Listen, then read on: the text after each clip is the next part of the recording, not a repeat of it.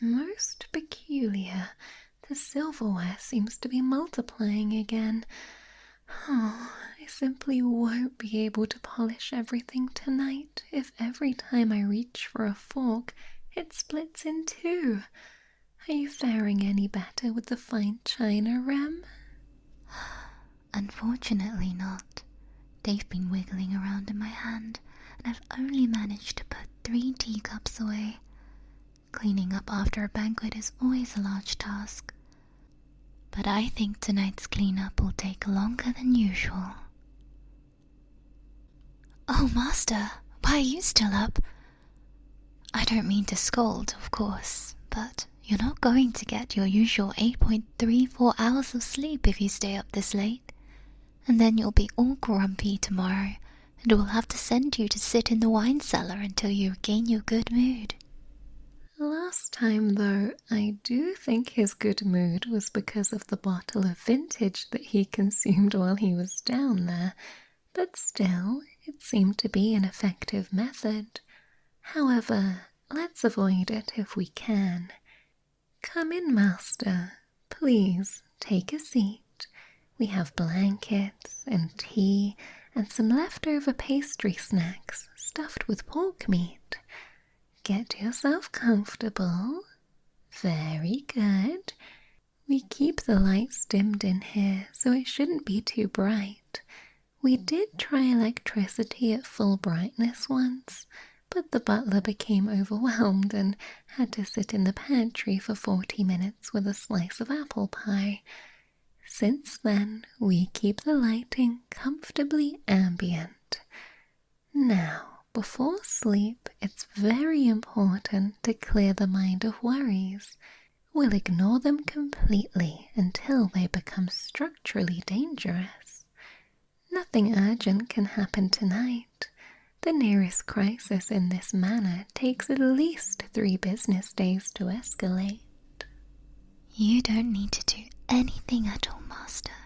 All you need to do is just sit quietly while we sort out your entire existence out around you. That's generally how this household functions. You handle all the responsibilities, and we make sure you don't do anything silly. Now then, you seem to be terribly overstimulated. In the old days, people simply stared out to sea until they developed a personality. Tonight, however, we're going to help you feel much better. Like a Victorian child being sent away to the seaside for some fresh air. Yes, let us pamper you until you fall asleep. You might think that getting pampered is beneath you, but everyone needs some self-care. Or in this case, maid care. We'll start working on you. Please don't resist. That would be counterproductive.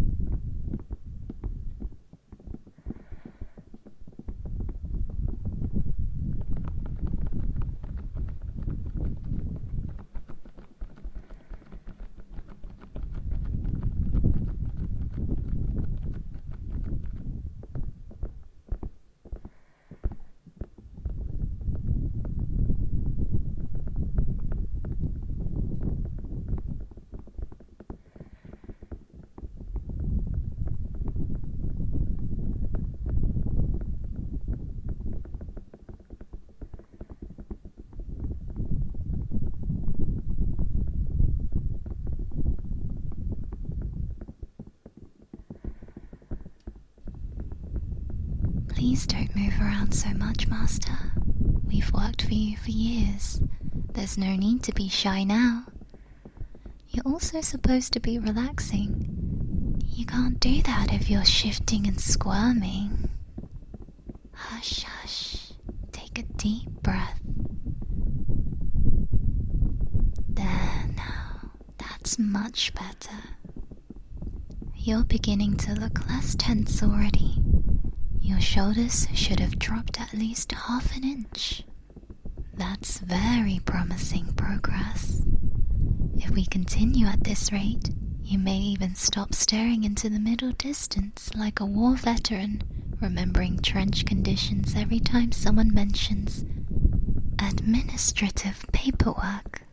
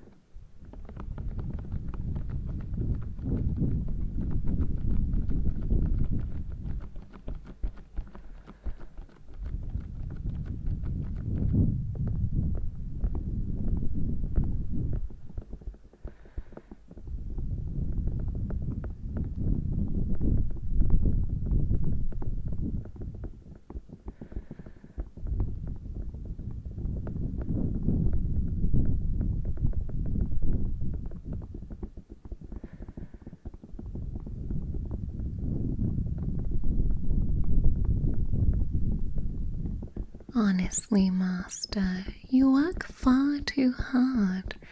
Every evening you wander about this manor, carrying documents and sighing dramatically, as though you're the misunderstood protagonist of a period drama.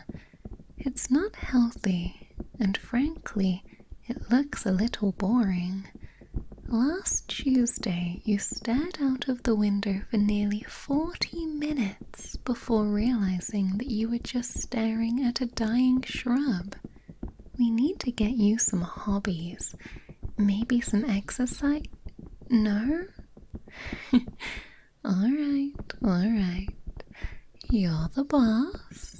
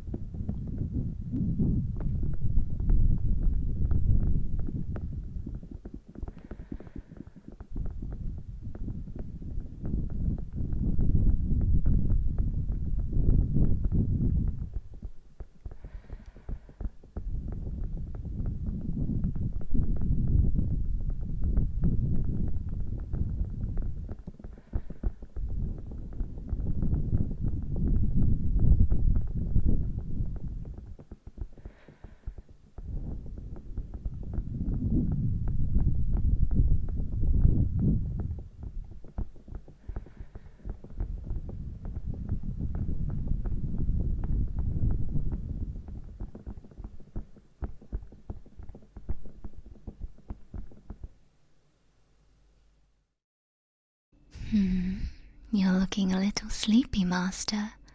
I think that means it's working. The human body requires proper rest in order to function.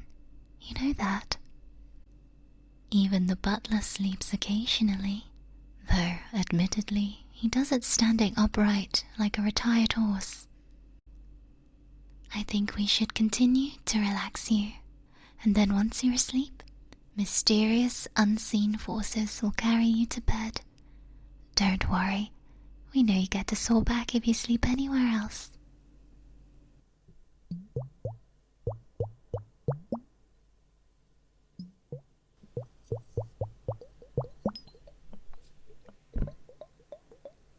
Yes, please don't worry about falling asleep here in the servant quarters.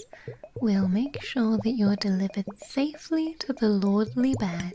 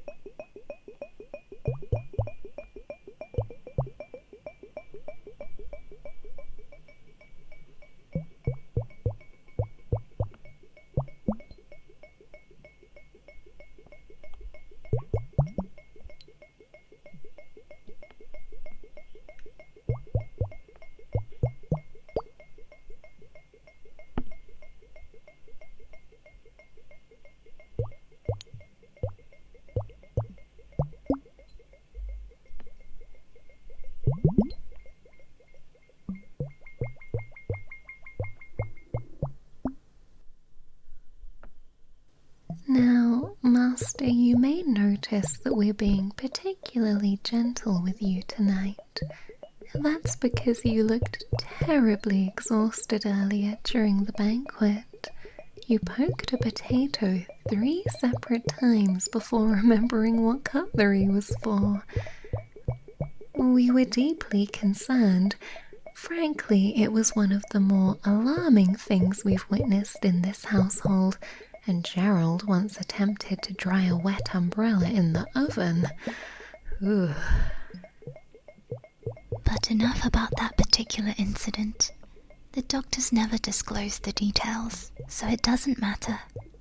Focus only on our voices. focus on the warmth of the blankets. Allow your thoughts to slow down little by little.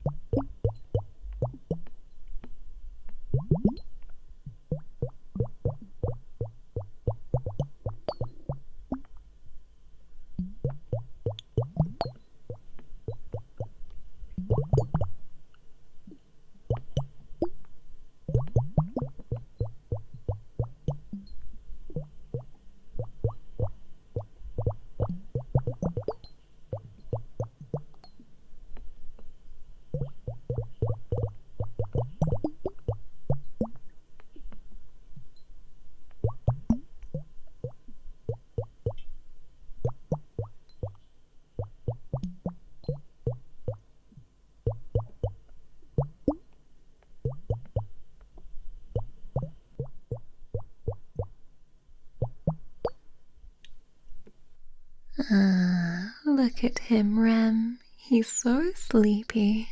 I think our techniques have worked perfectly. Look at those heavy little eyelids. He's trying so very hard to remain awake for us, isn't he? Admirable dedication, but ultimately pointless. Sleep always wins in the end, rather like the tax collector or mold. Especially in this manner, the walls here practically radiate sleepiness. I once sat down in the East Wing for 5 minutes and woke up in a different season. But truly, Master, you're doing very well for us now. Your breathing has slowed down nicely. You're no longer clutching your blanket with the intensity of a man defending territory during wartime. That's always a positive sign, isn't it, Mara? Yes, Rem, it really is. I think we've done a wonderful job. Let's do just a little more, just to make sure that he's fully asleep. I don't think he would fake it, but one can never be too careful with nobility.